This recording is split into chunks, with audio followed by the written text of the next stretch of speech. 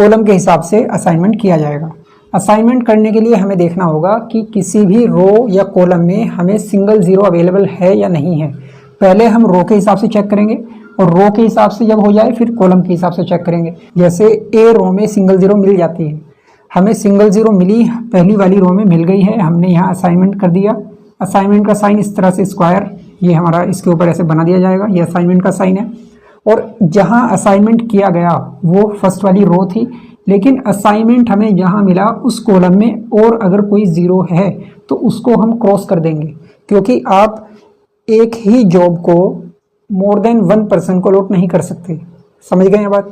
तो हमने देखा कि ए रो में हमें सिंगल ज़ीरो मिली और वो जिस कॉलम में थी वो वाई कॉलम है, क्या उसमें और अदर ज़ीरो हैं? नहीं है। अगर होगी तो उसको हम ऐसे क्रॉस कर देंगे, नहीं है तो आगे बढ़ेंगे। अब बी रो में आ जाएंगे। बी रो में हमने फिर से देखा क्या सिंगल ज़ीरो अवेलेबल है? हाँ अवेलेबल है। हमने इसको यहाँ पर ऐसे असाइनमेंट का साइन इसके ऊपर कर दिया और फिर हमने ये चेक किया कि बी रो में जहाँ असाइनमेंट मिला है क्या उस कॉलम में कोई और ज़ीरो है? हाँ है, तो हम इसको ऐसे क्रॉस कर देंगे। क्रॉस करने के बाद अब हम देखेंगे कि अगली वाली रो में आना है। तो नेक्स्ट जो हमारी रो है वो है सी। क्या यहाँ पर सिंगल ज़ीरो है? हाँ, यहाँ पर 2 ज़ीरो थी जिसमें एक क्रॉस हो गई है और अभी भी एक बची हुई है और हमें सिंगल ज़ीरो की ही रिक्वायरमेंट होती है। तो हम यहाँ पर फिर से असाइनमेंट कर देंगे। असाइनमेंट हमने कर दिया और फिर से हम चेक करेंगे कि जहाँ पर ये असाइनमेंट किया गया वहाँ पर कोई और ज़ीरो है? नहीं है, तो हम आगे बढ़ेंगे।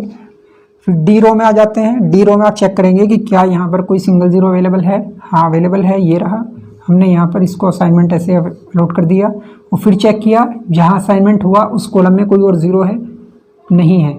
तो आप देखेंगे कि यहाँ हमने सभी ज़ीरो को या तो अलॉटमेंट कर दिया है या सभी ज़ीरो कैंसिल हो गई है।